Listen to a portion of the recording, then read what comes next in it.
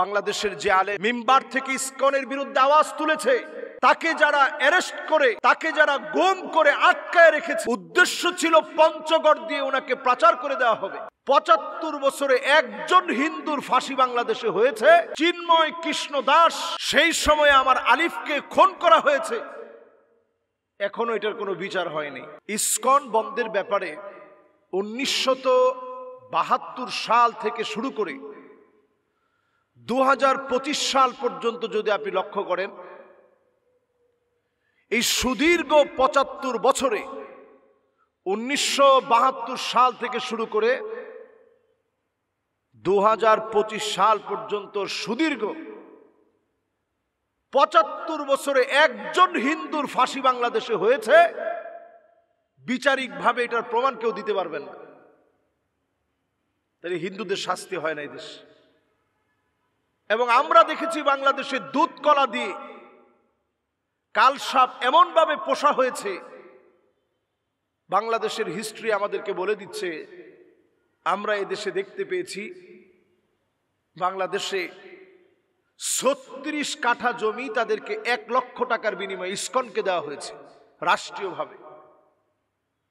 সেখানে এখন আমি যে মসজিদে বসে কথা বলতেছি, আমাদের মসজিদের জায়গা রাষ্ট্রীয়ভাবে দখল করা হয়েছে। ২৪ কাঠার উপরে জায়গা রাষ্ট্রীয়ভাবে দখল করে রাখা হয়েছে। আমরা দিনের পর দিন খেটেছি, জায়গা পাইনি, এখনো পর্যন্ত চেষ্টা করতেছি।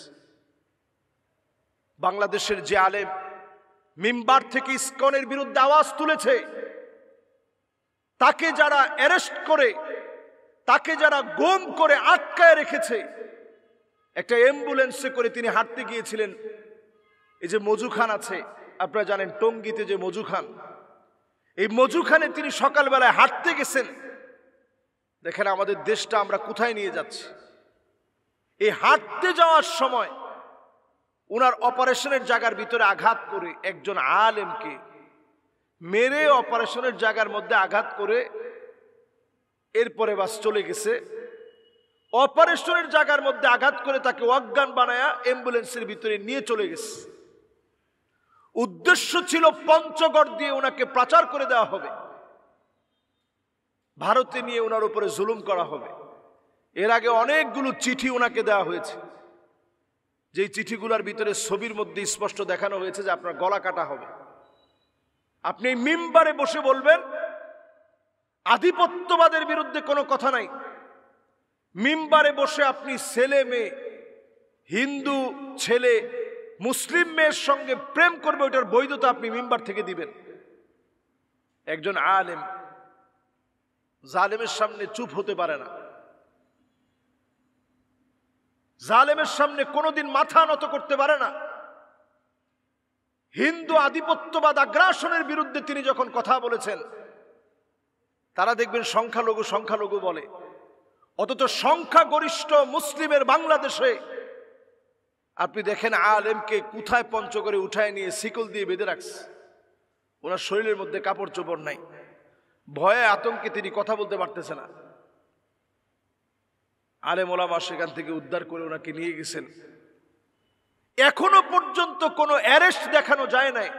কেমনে দেখাবেন?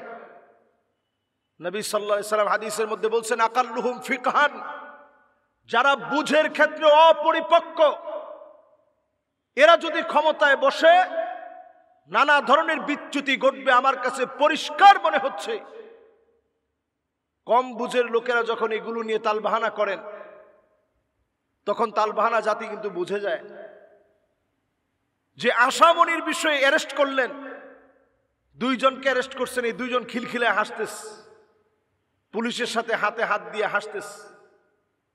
এই হচ্ছে তাদের জামাই আপ্যায়ন, এই হচ্ছে তাদের আদর আপ্যায়ন। চিন্ময় কৃষ্ণ দাস, সেই সময় আমার আলিফকে খুন করা হয়েছে, এখনো এটার কোনো বিচার হয়নি। তারা কিন্তু দিব্যি চলছে। তো বাংলাদেশে অনেক এই পর্যন্ত সংগঠন নিষিদ্ধ করা হয়েছে। আপনি যদি ইসলামী দলগুলোর ভিতরেও কথা বলেন, হিজবুত তাহরিরকে নিষিদ্ধ করা হয়েছে। ওয়ার্ল্ডের বহু দেশে এই দল আছে, বাংলাদেশে নিষিদ্ধ করা হয়েছে কেন? বলা হয়েছে এরা একটু উগ্র, এই জন্য নিষেধ করা হয়েছে। আপনি হিজবুত তাহরীরকে উগ্র বললেন, অথচ ইসকনের মতো আস্পর্ধা যারা দেখিয়েছে, চরম উগ্রতা যারা প্রদর্শন করেছে, এদেরকে আপনি নিষিদ্ধ করার সাহস করেন না। এটা বাংলাদেশের স্বাধীনতা সার্বভৌমত্বের জন্য একটা হুমকি হয়ে যাবে। অনতি বিলম্বে ইসকনের ব্যাপারে সিদ্ধান্ত নেন। এবং মুসলমানদেরকে আমি সতর্ক করছি, আপনার সন্তান কার সঙ্গে চ্যাট করছে, কথা বলছে, এগুলো সজাগ হন।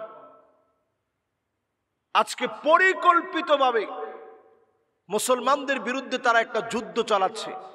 আমরা গজওয়ে হিন্দের কথা বলি, তারা কিন্তু অলরেডি প্রস্তুতি নিচ্ছে। এর মধ্যে মুসলিম রমণীদেরকে কিভাবে গ্রাস করা যায় সেই পায়ে তারা প্ল্যান তারা চালাচ্ছে। এজন্য এই সময়ে আমাদের প্রত্যেকের কিন্তু সজাগ থাকা দরকার। তাদের আগ্রাসনের বিরুদ্ধে কথা বলা উচিত। আমার আলিফ থেকে শুরু করে, আশামণি থেকে শুরু করে, একটা হিন্দু মেয়ের গায়ে যদি উড়না ধরে টান দিত কোনো মুসলিম, আজকে দেখতেন সংখ্যালঘু সংখ্যালঘু বলে সব দিকে ট্রেন্ডিং হয়ে যেত। আমাদের দেশের অনেক অভিনেতা অভিনেত্রী তারা ফেসবুক গরম করে ফেলতো উড়না টানাটানি নিয়ে। কিন্তু সেখানে একটা মুসলিম মেয়েকে টানা ধর্ষণ করা হলো, সেটা নিয়ে আমরা কথা বলতে নারাজ। একজন আলেমের ব্যাপারে আমরা কথা বলতে নারাজ। এই সমাজের ভালো কেমনে হবে? সুতরাং আমরা সময় দিচ্ছি, অনতি বিলম্বে ইসকনকে নিষিদ্ধ করেন। বাংলাদেশের তাওহীদি জনতা রাস্তায় নামার আগে অনতি বিলম্বে তাদেরকে নিষিদ্ধ করেন। তাদের পায়ে তারা বাংলাদেশে চলতে দেওয়া হবে না ইনশাআল্লাহ।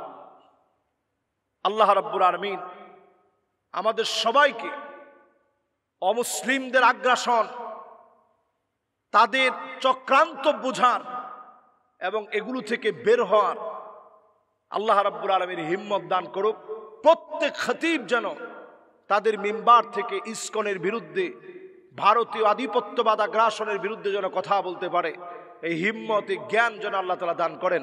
আসসালামু আলাইকুম ওয়া রাহমাতুল্লাহি ওয়া বারাকাতুহু।